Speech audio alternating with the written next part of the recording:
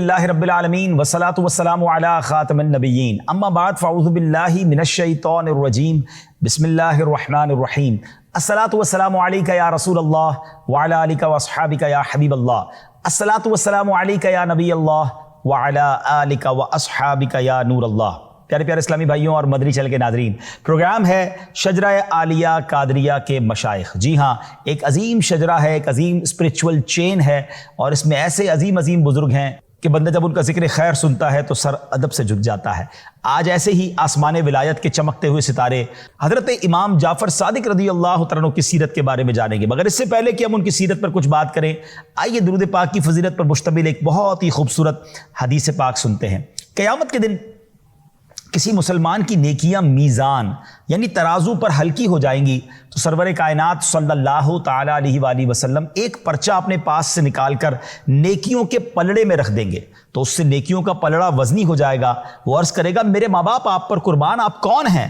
تو حضور علیہ الصلوۃ والسلام فرمائیں گے میں تیرا نبی محمد صلی اللہ تعالیٰ علیہ وسلم ہوں، اور یہ تیرا وہ درود پاک ہے جو تو نے مجھ پر پڑھا تھا۔ سبحان اللہ سبحان اللہ، وہ پرچہ جس میں لکھا تھا درود اس نے کبھی، یہ اس سے نیکیاں اس کی بڑھانے آئے ہیں۔ درود پاک کثرت سے پڑھیے ناظرین، اس کو اپنے معمول میں شامل کیجئے۔ آئیے مل کر محبت کے ساتھ بآواز بلند درود پاک پڑھ لیں۔ صلو علی الحبیب صلی اللہ تعالی علی محمد صلی اللہ علیہ وسلم۔ پیارے اسلامی بھائیو، آج جس عظیم ہستی کا ذکر ہونا ہے شجرہ عالیہ قادریہ میں، ہم ان کے توسل سے، ان کے واسطے سے ایک بڑی پیاری التجا پیش کرتے ہیں۔ وہ کیا ہے؟ صدق صادق کا تصدق صادق الاسلام کر، بے غضب راضی ہو کاظم اور رضا کے واسطے۔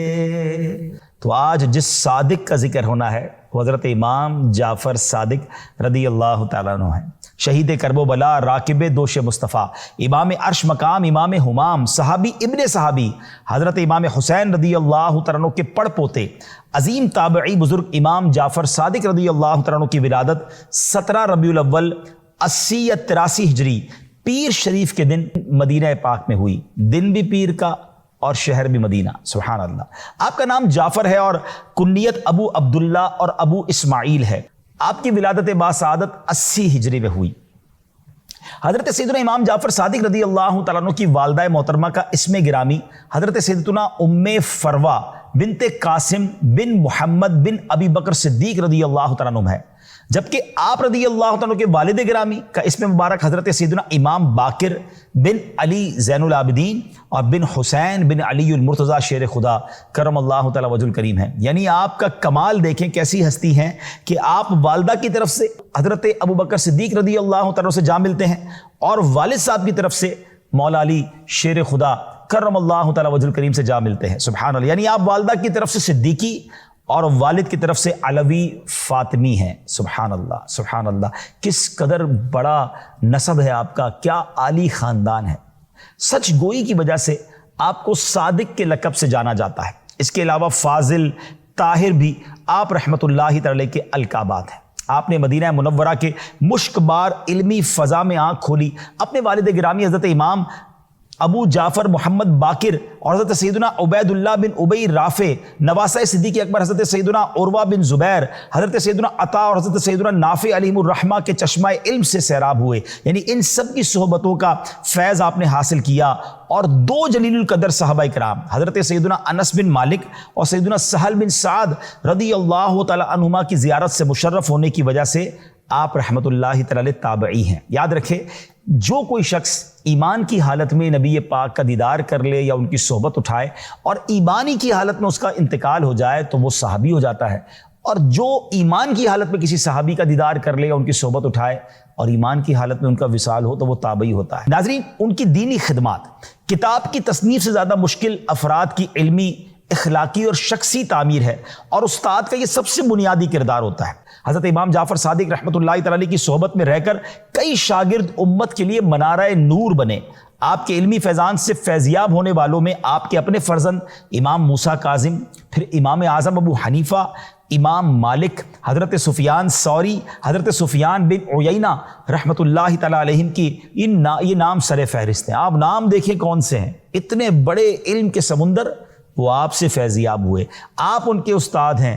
اللہ اکبر، کیسا آپ کا فیضان جاری ہے۔ اچھا، آپ کی خوف خدا اور آپ کے معمولات کیسے تھے؟ خوش اخلاقی آپ کی طبیعت کا حصہ تھی، جس کی وجہ سے مبارک لبوں پر ہمیشہ مسکراہٹ سجی رہتی تھی۔ جب کبھی ذکر مصطفیٰ ہوتا تو پیارے آقا علیہ الصلوۃ والسلام کی تعظیم اور ہیبت کی وجہ سے آپ کا رنگ زرد ہو جاتا۔ کبھی بے وضو حدیث بیان نہ فرماتے، نماز اور تلاوت میں مشغول رہتے یا خاموش رہتے، آپ کی گفتگو فضول گوئی سے پاک ہوتی۔ اللہ اکبر۔ ناظرین ذرا آپ سوچیں کہ کیا شاندار شخصیت ہیں کہ آپ کی گفتگو جو ہے وہ فضول گوئی سے پاک ہوتی، زبان پر مسکراہٹ ہوتی، ذکر و درود ہوتا، اور آپ کے معمولات زندگی سے آباء و اجداد کے اوصاف جھلکتے تھے۔ نبی پاک کا ہی خاندان ہے نا، آپ کے رویے میں نانا جان نبی اکرم علیہ الصلوۃ والسلام کی شان کریمی معافی جھلکتی تھی، گفتار سے صدیق اکبر رضی اللہ تعالیٰ کی حق گوئی کا اظہار ہوتا تھا، اور کردار میں شجاعت حیدری نظر آتی تھی۔ آپ کس قدر معاف کرنے والے تھے، عفو و درگزر کی ایک جھلک ملاحظہ کیجیے۔ ایک مرتبہ غلام نے ہاتھ دھلوانے کے لیے پانی ڈالا تو وہ پانی ہاتھ کی بجائے کپڑوں پر گر گیا۔ آپ نے اسے نہ تو جھاڑا نہ ہی سزا دی، اسے معاف کیا، شفقت فرمائی، بلکہ آزاد ہی کر دیا۔ اللہ اکبر۔ یہ نبی پاک کا کیسا خاندان ہے کہ غلطی کرنے والے پر زیادہ مہربان ہو جاتے ہیں، زیادہ شفقت فرماتے ہیں۔ اور نبی پاک علیہ الصلوۃ والسلام کے بارے میں شاعر لکھتے ہیں نا، آتا ہے فقیروں پہ انہیں پیار کچھ ایسا، خود بھیک دیں اور خود کہیں منگتا کا بھلا۔ کیا بات ہے، سبحان اللہ۔ عاجزی کیسی کہ آپ عالی نسب ہونے کے باوجود عاجزی کا پیکر تھے۔ ایک مرتبہ امام اعظم ابو حنیفہ رحمۃ اللہ تعالی علیہ کے عظیم شاگرد، بہت بڑے عالم و صوفی بزرگ حضرت داؤد طائی رحمۃ اللہ تعالی علیہ نے آپ سے ایک بار عرض کی کہ آپ اہل بیت ہونے کی حیثیت سے مجھے کچھ نصیحت فرمائیں۔ آپ خاموش رہے۔ دوبارہ عرض کی، حضور اہل بیت ہونے کے اعتبار سے اللہ پاک نے جو آپ کو فضیلت بخشی ہے، اس لحاظ سے آپ نصیحت کیجیے، آپ کے لیے ضروری ہے۔ یہ سن کر آپ نے فرمایا، میں تو خود خوفزدہ ہوں کہ کہیں قیامت کے دن میرے جد امجد، میرے آقا جناب رسول اللہ صلی اللہ تعالی علیہ وسلم میرا ہاتھ پکڑ کر یہ پوچھ نہ لیں کہ تو نے میری پیروی کا حق ادا کیوں نہ کیا۔ کیونکہ نجات کا تعلق نسب سے تو نہیں ہے کہ خاندان بڑا ہے تو بخشا جائے گا، اعمال صالحہ ضروری ہیں۔ اللہ اکبر۔ جب یہ عاجزی والے الفاظ حضرت داؤد طائی رحمۃ اللہ تعالی نے سنے تو وہ رو پڑے، اور وہ کہتے ہیں کہ جن کے جد امجد اللہ پاک کے آخری نبی صلی اللہ تعالی علیہ وسلم ہو، ان کے خوف خدا کا عالم یہ، تو میرا حال کیا ہوگا، میرا کیا بنے گا۔ اللہ اکبر۔ ناظرین، یہ اللہ والوں کی ہی باتیں ہیں۔ ہم تو چند نمازیں پڑھ لیں، تھوڑا صدقہ خیرات کر دیں، کوئی دین کی خدمت کر لیں تو پیری زمین پہ نہیں ہوتے، ہم سمجھتے ہیں جناب ہم تو بہت بڑا دین کا کام کر رہے ہیں۔ یہ اس قدر بڑی شخصیات ہیں اور اللہ کے خوف سے لرزاں و ترساں رہتے تھے۔ کاش ان کے صدقے ہمیں بھی کچھ خوف خدا نصیب ہو جائے، ہمیں بھی کچھ اخلاص نصیب ہو جائے، ہمیں بھی اللہ کی بارگاہ میں پیش ہونے کا کوئی خیال آ جائے اور ہم اپنے اعمال کی اصلاح کرنے میں کامیاب ہو جائے۔ امام جعفر صادق ظاہری اور باطنی علوم کے جامع تھے اور ریاضت و عبادت اور مجاہدے میں مشہور تھے۔ مالکیوں کے عظیم پیشوا حضرت سیدنا امام مالک رحمۃ اللہ تعالی علیہ فرماتے ہیں، میں ایک زمانے تک امام جعفر صادق رحمۃ اللہ تعالی علیہ کی خدمت بابرکت میں آتا رہا، میں نے ہمیشہ آپ کو 3 عبادتوں میں سے کسی ایک میں مصروف پایا۔ یا تو آپ نماز پڑھتے ہوئے نظر آتے، یا تلاوت قرآن میں مشغول ہوتے، یا پھر روزہ دار ہوتے، یعنی 3 میں سے کسی ایک عبادت پہ آپ مصروف رہتے تھے۔ ہم غور کریں، ہم میں سے بہت سارے وہ ہیں جو کسی نہ کسی گناہ میں مصروف ہوتے ہیں، جن کو دیکھو کبھی ایک گناہ کر رہے ہوں گے، کبھی ایک غفلت کا کام اس میں نہیں ہوں گے تو یہ کر رہے ہوں گے۔ اور اللہ والوں کی لائف ڈسکرائب کیسے ہو رہی ہے، ڈیفائن کیسے ہو رہی ہے، بیان کیسے ہو کہ 3 میں سے کوئی ایک کام کر رہے ہوں گے، یا تو روزہ دار ہوں گے، یا تلاوت کر رہے ہوں گے، یا نماز پڑھ رہے ہوں گے۔ کاش میرے اور آپ کے معمول بھی ایسے صاف ستھرے ہو جائیں۔ اچھا، سخاوت کیسی کہ آپ لوگوں کو اس قدر کھلاتے کہ اہل خانہ کے لیے بھی کچھ باقی نہ رہتا تھا۔ اور یہ نبی پاک کی اداؤں کا ایک حصہ انہیں ملا ہے نا کہ میرے آقا جواد ہے نا، بعض اوقات اپنی ذات پر خرچ نہ فرماتے، دوسروں پہ خرچ فرماتے اور خوب عطا فرماتے۔ سبحان اللہ۔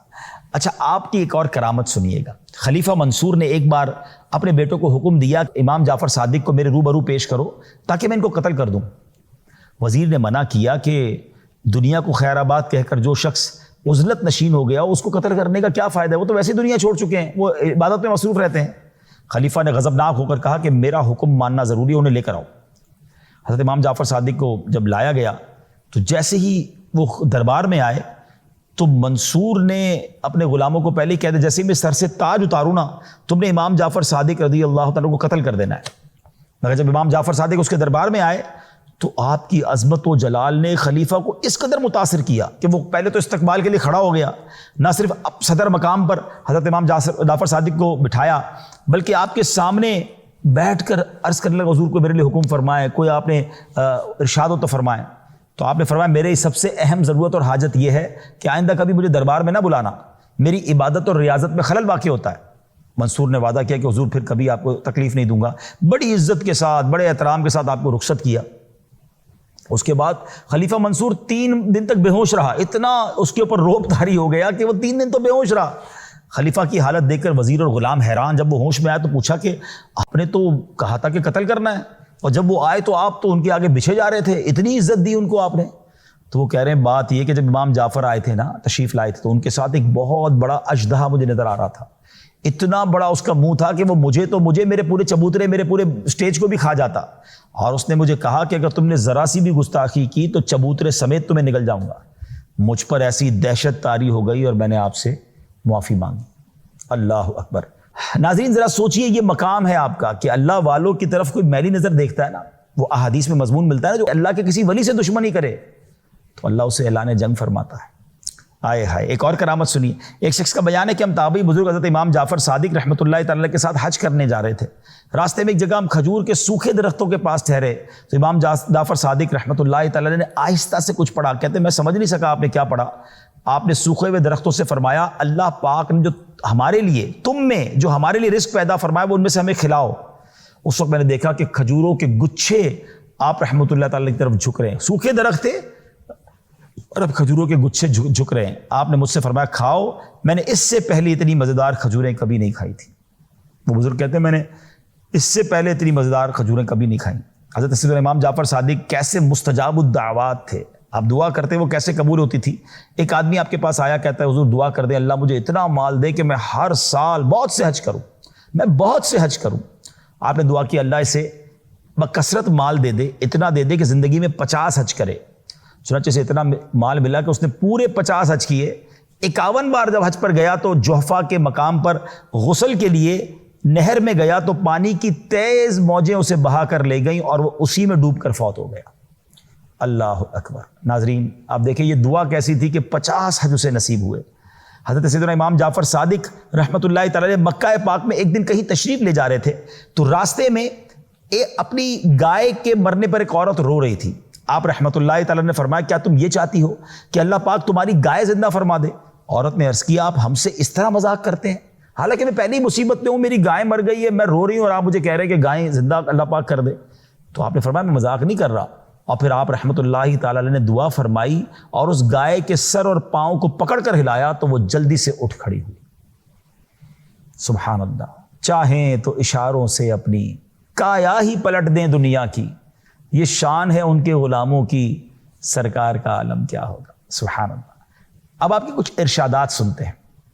سیدنا امام جعفر صادق رحمۃ اللہ تعالی تقویٰ سے فرماتے ہیں کہ تقویٰ سے افضل کوئی زاد راہ نہیں، خاموشی سے بہتر کوئی چیز نہیں، جہالت سے بڑھ کر کوئی نقصان دہ دشمن نہیں، اور جھوٹ سے بڑی کوئی بیماری نہیں۔ ناظرین یہ بات سمجھنی ہے کہ آپ خود صادق ہیں، اتنا سچ بولتے کہ صادق کہلاتے، اور فرما رہے جھوٹ سے بڑھ کر کوئی بیماری نہیں ہے۔ مگر آج ہمارے معاشرے کا کیا حال ہے؟ پہلے تو کبھی کبھی لوگ جھوٹ بولتے تھے، اب تو ایسا لگتا ہے کبھی کبھی سچ بولتے ہیں۔ اتنا جھوٹ عام ہو گیا، اتنا جھوٹ عام ہو گیا، اور یہ جھوٹ ہمارے معاشرے کو دیمک کی طرح کھا رہا ہے۔ ہم تو سچے نبی کے امتی ہیں نا، مسلمان ہو کر کیسے جھوٹ اختیار کر سکتے؟ یہ جھوٹ برائیوں کی یوں سمجھیے جڑ ہے۔ نبی پاک علیہ الصلوۃ والسلام کی بارگاہ میں ایک شخص آیا، کہتا ہے حضور میں اسلام قبول کرنا چاہتا ہوں مگر میں اتنے سارے گناہ اتنی ساری برائیاں نہیں چھوڑ سکتا۔ نبی پاک نے فرمایا بس جھوٹ نہ بولنا۔ اس نے کہا ٹھیک ہے، یہ تو آسان ہو گیا، شراب بھی پیتا تھا، بدکاری بھی کرتا تھا، چوری چکاری بھی کرتا تھا، اس کو فرمایا جھوٹ نہیں بولنا۔ اس نے کہا ٹھیک ہے، ایمان لے آیا۔ دوسرے دن شراب پینے کے لیے جب شراب کھانے میں گیا تو سوچنے لگا میں شراب پی تو لوں گا، نبی پاک کے پاس آ کر جب پوچھیں گے کیا کیا تو میں کیسے بتاؤں گا میں شراب پی کر آیا۔